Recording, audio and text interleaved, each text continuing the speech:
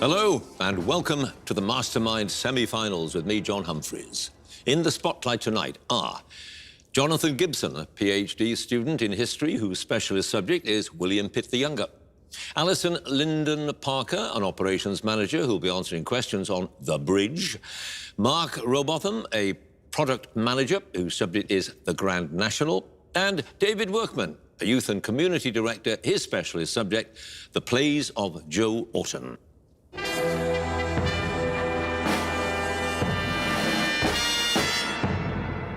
Four contenders with but one thought on their minds at this precise moment. Can they make it through to the grand final? If they do, they will be one step away from winning the famous glass bowl and, of course, the title, which really matters, the title of Mastermind Champion. They each have 2 minutes of questions on their specialist subject, 2.5 minutes on general knowledge. So let's get on with it and ask our first contender to join us, please.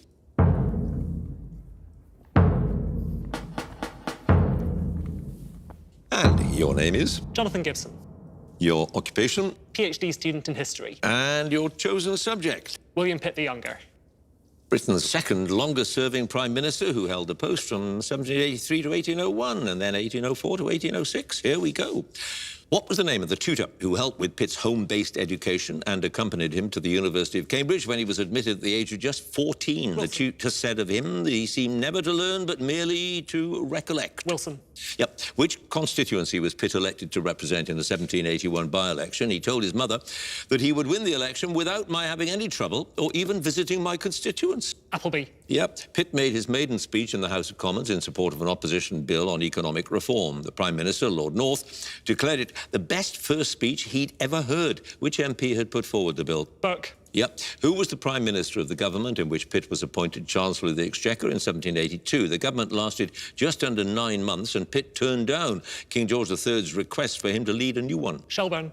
Yep. Pitt eventually accepted George III's offer to form a government in December 1783 at the age of 24, which parliamentary bill had the previous government been defeated on in the House of Lords after the intervention of the King? The East India Bill. Yep. Which French politician offered Pitt his daughter's hand in marriage when Pitt spent 2 months in France while out of government in 1783. Pitt reportedly replied that I am already married to my country. Necker. Yeah. Pitt instigated a debate on the abolition of the slave trade in 1788 on behalf of an MP who was ill and who said that Pitt agreed to do so with a warmth of principle and friendship that have made me love him better than I ever did before. Which MP was that? Wilberforce. Yeah. In 1798, Pitt fought a duel with a fellow MP after a heated exchange in the House of Commons over Pitt's attempt to increase the size of the Navy. Both sides missed, and Pitt reportedly fired his second shot into the air. What was the name of his opponent? Tierney. Yeah. Which tax did Pitt introduce in 1799 to help fund the war with revolutionary France? He said that the tax was warranted by justice and expediency and a great temporary exertion. Income tax. Yep. After the French Revolution, Pitt enacted legislation to curtail meetings on parliamentary reform, and some radical activists were put on trial for high treason. Which activist called Pitt as a defense witness at his trial? Took. Yep, that is correct. No passes. You got them all right, Jonathan. 10 points. Thank you.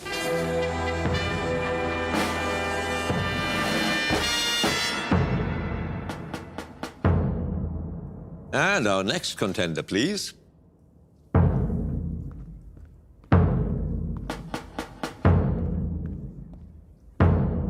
And your name is?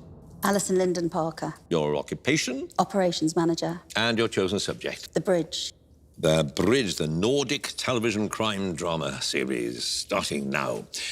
When a body is found on the Øresund Bridge between Malmö and Copenhagen, detectives from each city work together to solve the case. The Swedish detective Saga Norden is played by Sofia Helin. Which actor plays her Danish counterpart, Martin Roda? Kim Bodnia. Yeah. In Series 1, the journalist Daniel Furbeck comes up with a nickname for the killer who wants to bring attention to 5 problems in society.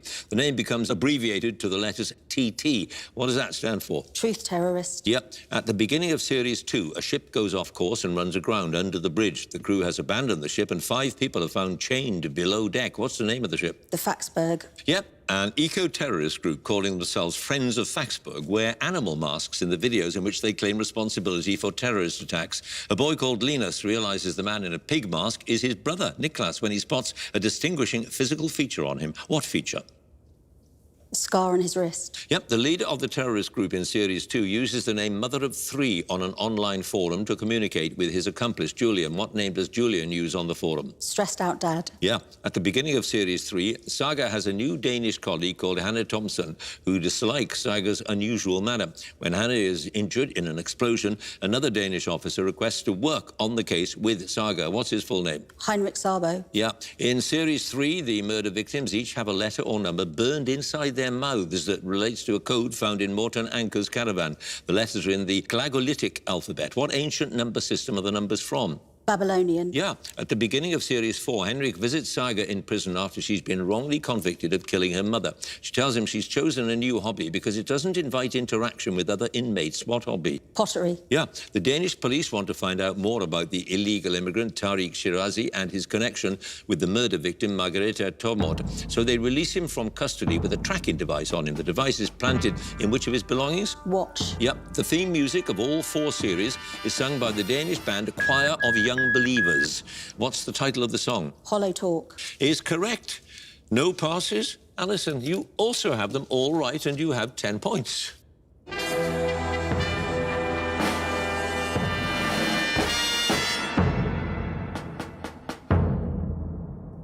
And our next contender, please.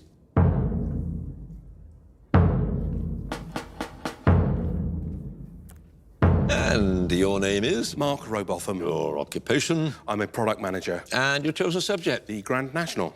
A famous 4.5-mile steeplechase run at Aintree. Here we go.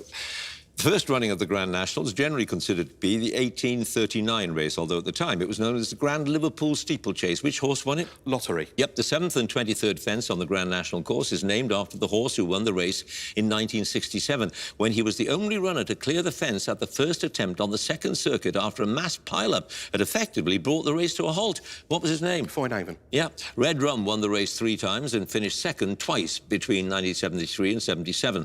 He'd been bought by the trainer Ginger McCain for 6,000 guineas at the Doncaster sales on behalf of an octogenarian businessman. Who was he? Noel Lemaire. Yeah. In 1993, the race was declared void because of a false start after the starting tape was caught around a jockey's neck. The first horse across the finishing line was Esha Ness, ridden by John White. What's the name of the horse's trainer? Pass. The youngest winning jockey in Grand National history was the 17-year-old Bruce Hobbs, who rode Battleship to a narrow victory ahead of Royal Danieli in 1938. What was the name of Royal Danieli's jockey? Pass. In 1977, Charlotte Brew became the first female jockey to ride in the Grand National. 5 years later, Geraldine Rees was the first female jockey to finish the race. What was the name of Rees's horse? Cheers. Yep. The jockey who rode the winners of the 1957 and 62 Grand Nationals went on to train the winning horses in 65 and 66. What was his name? Fred Winter. Yes. Richard Dunwoody rode in 14 Grand Nationals and won twice on West Tip and then Minnehaha. He rode in his final national in 1999 and finished 3rd. What was the name of his horse in the 1999 race? Call it a day is correct. The 1928 winner, Tipperary Tim, was one of only 2 horses to finish the race that year, and the only one not to fall. What was the horse's starting price? 100-1. Yep. Lord Galeen became the 3rd winner of the race to have been bred in New Zealand when he beat Sunny Bay by 25 lengths in the 97 race, which was delayed by 2 days because of a bomb scare at Aintree. Which jockey rode him? Pass. Well, we're out of time, so I can tell you his name was Tony Dobbin. 2 other passes. The name of Royal Danieli's jockey was Dan Moore, and Jenny Pittman was the name of that trainer. You have, Mark, 7 points.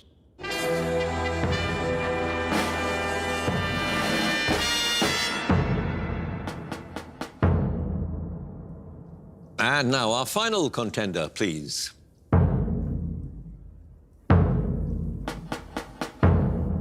And your name is? David Workman. Your occupation? Youth and Community Director. And your chosen subject? The plays of Joe Orton. A British playwright who had a short but prolific career in the 60s. Here we go. The first play Orton wrote was Fred and Madge, and in it the title characters both have pointless jobs. Fred pushes a stone uphill and Madge empties a bath of water. With what kitchen utensil? A sieve. Yeah. Orton's play The Ruffian on the Stair was first broadcast by the BBC in 1964. The original title of the play was the same as that of two works he'd written earlier with his lover, Kenneth Halliwell. What was the original title of the play? The Boy Hairdresser. Yes, Orton was asked to write a film script for a famous pop group, though it was ultimately rejected. Orton wrote difficult. This, I don't think any of them can act in any accepted sense. The script was called Up Against It. Which pop group was it? The Beatles. Yep. Orton had his first major success with Entertaining Mr. Sloane, which opened at the New Arts Theatre in May 1964, before a transfer to Wyndham's Theatre. The transfer was financed by another playwright who told Orton, "You've written the most exciting and stimulating first play that I've seen in some 30-odd years." Which playwright was it? Terence Rattigan. Yep. One Orton work was described by a critic as a very bad play. The original production of the play starred Kenneth Williams before it was recast and rewritten. It went on to win the Evening Standard's Best Play of 1966. Which play? Loot. Yep. In the stage directions at the end of Act 1 of Loot, Inspector Truscott finds something on the floor. He sniffs it, he holds it close to his ear, he rattles it, he takes out a pocket magnifying glass and stares hard at it.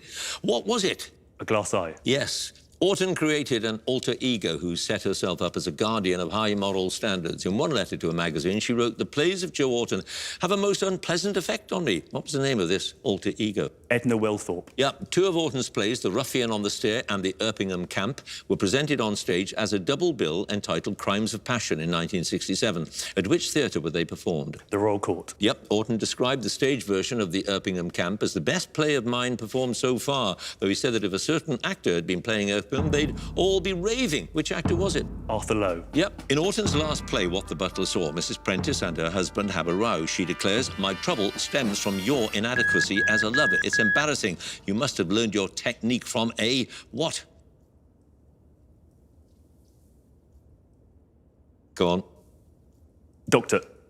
Christmas cracker. No passes. David, 9 points.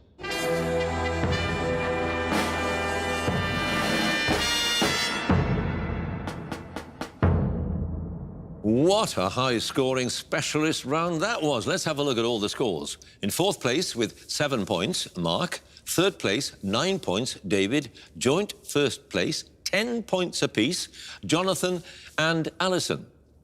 So now it is the general knowledge round, and if there is a tie at the end of it, which seems entirely probable, then the number of passes is taken into account and the person with the fewer passes is the winner. And if they're tied on passes as well, then there has to be a tie break. So let's ask Mark to join us again, please.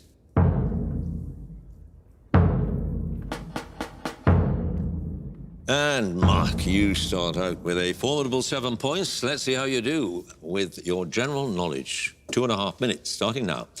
A common term for an insincere show of remorse or sadness refers to the tears of a certain reptile because of an old belief that it weeps before it devours its victims. What reptile? Crocodile. Yeah, one of the 5 boroughs of New York City is named after Catherine of Braganza, the consort of the English King, Charles II. Which borough? Queens. Yeah. In the 2020 London Marathon, the women's world record holder, Bridget Kosgei, successfully defended her title. Which East African country does she represent? Kenya. Yeah. The Tenant of Wildfell Hall was published in 1848. It was the second novel by which of the Bronte sisters?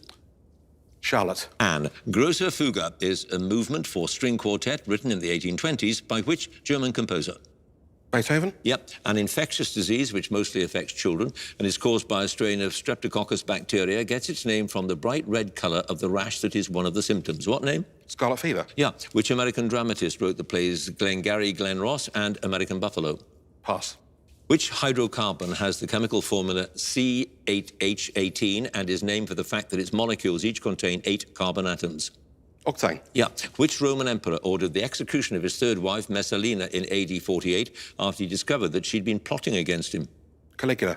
Claudius. Which veteran naturalist and broadcaster broke the record for the fastest time to reach 1 million followers on Instagram in September 2020? His debut post was a video that encouraged followers to take action to save the planet. David Attenborough.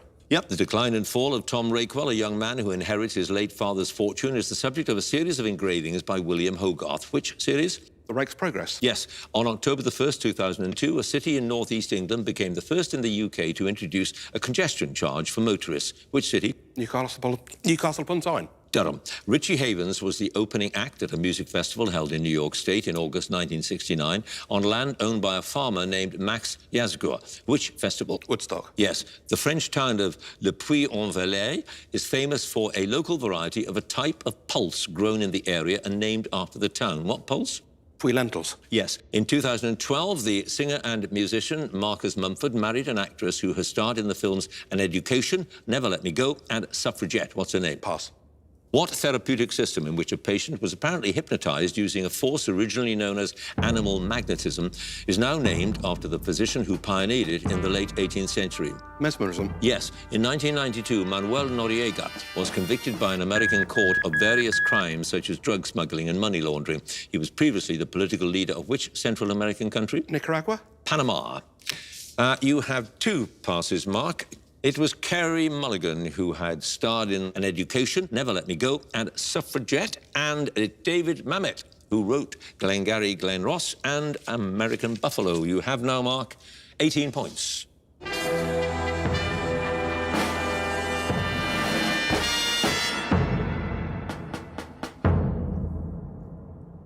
And now David again, please. And, David, you start out with 9 points. Let's see how you do with your general knowledge. 18 is the score to beat as we speak. Here we go. Moccasins, winkle pickers and slingbacks are stars of what items of clothing? Shoes. Yeah. Which Parisian museum and art gallery opened a branch in Abu Dhabi in 2017? The Louvre. Yeah. In March 2020, a wire-haired dachshund called Maisie won the Best in Show accolade at what televised contest? Crufts. Yeah. What word of German origin is the name for the prongs of a fork or the pointed parts of a deer's antlers?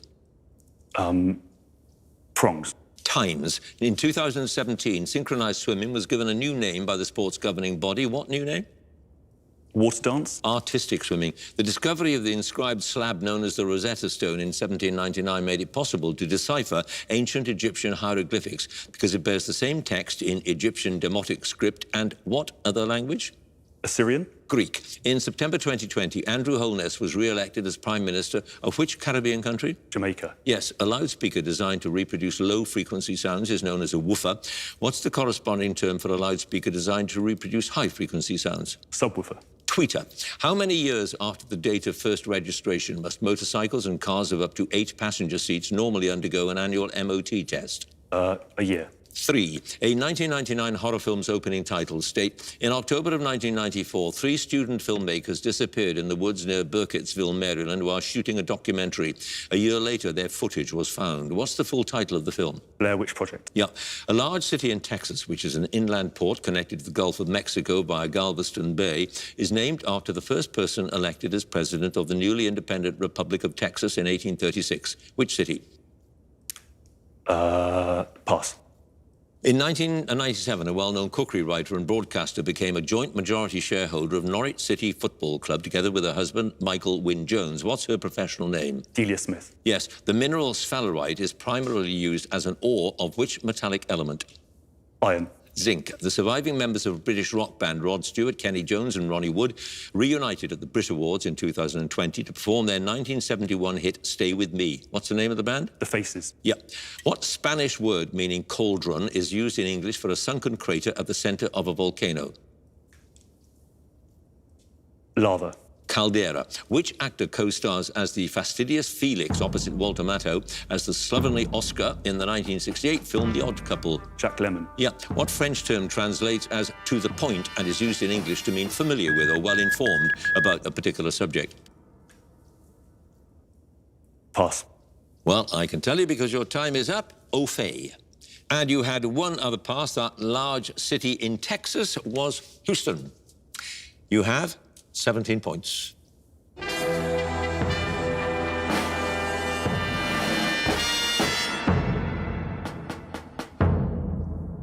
And now Jonathan again, please.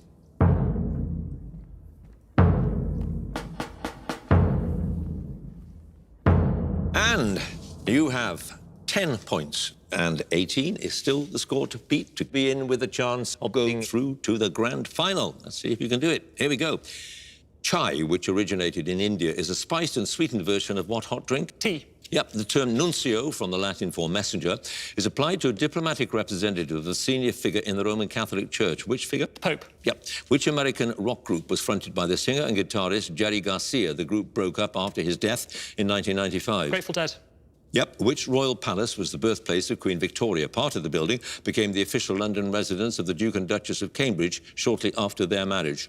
Kensington Palace. Yep. A British composer whose works include the cantata Belshazzar's Feast was born in Oldham in 1902 and died on the island of Ischia in 1983. What was his name? Wharton. Yep. Which American athlete said on his return from the 1936 Berlin Olympics with 4 gold medals, "I wasn't invited up to shake hands with Hitler, but I wasn't invited to the White House to shake hands with the president either"? Owens. Yeah, the word fax, which refers to a technology for transmitting documents electronically, was coined as an abbreviation of what word? Facsimile. Yeah, the small species of fox, Vulpes zerda, is native mainly to the deserts of North Africa and is distinguished by its extremely large ears. What's its common name? Fennec Fox. Yeah, the comedy character known as the pub landlord was created in the 1990s by which comedian? Almoe.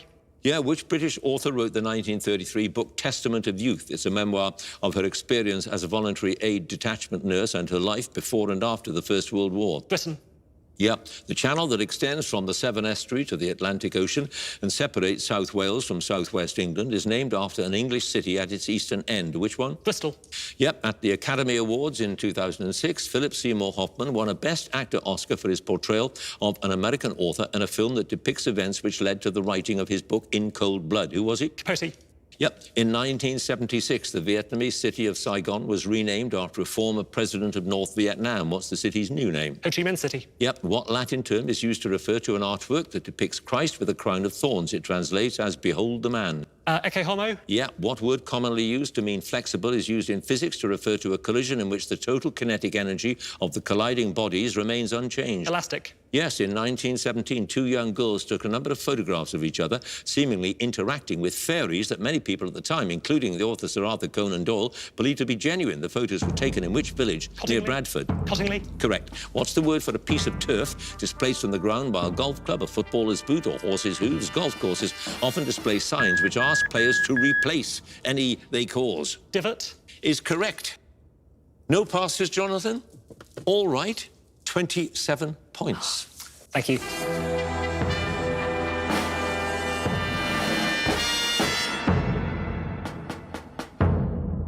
And finally, Alison, please.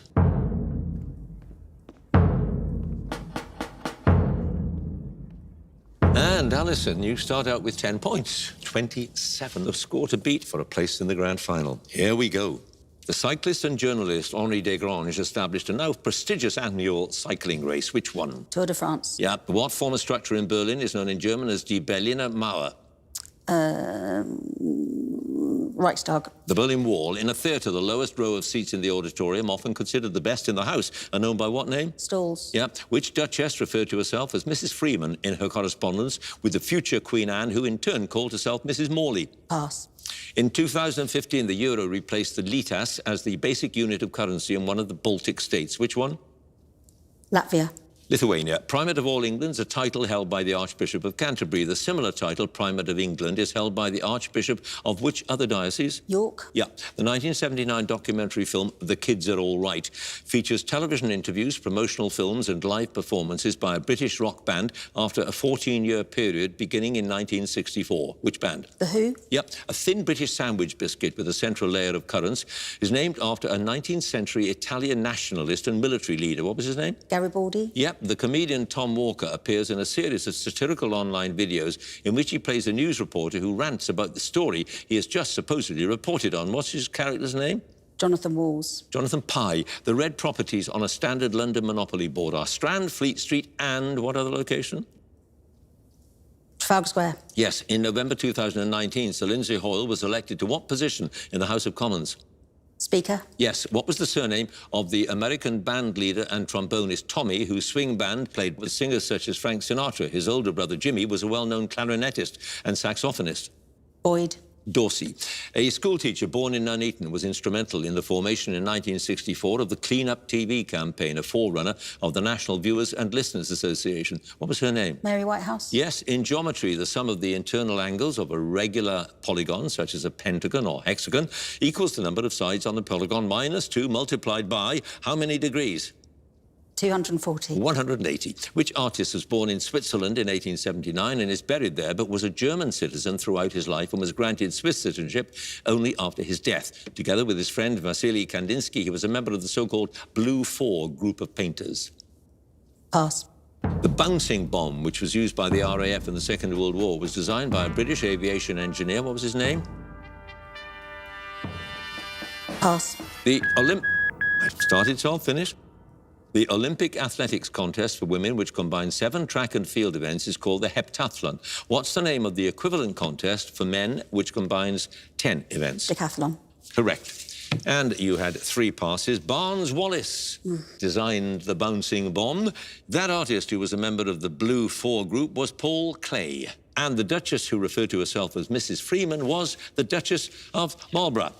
Alison, you have what might at any other time have been considered a winning score, 19 points.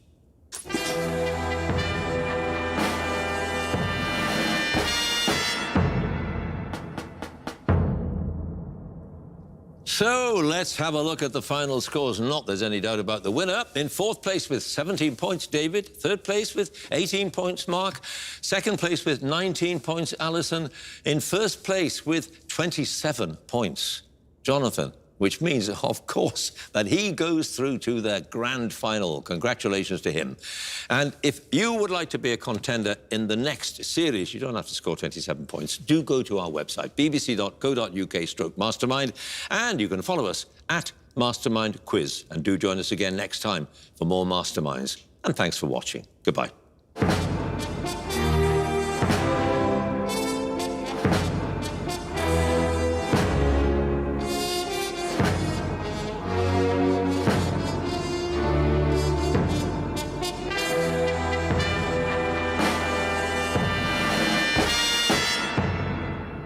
I chose William Pitt the Younger as my specialist subject because it's such a passion of mine.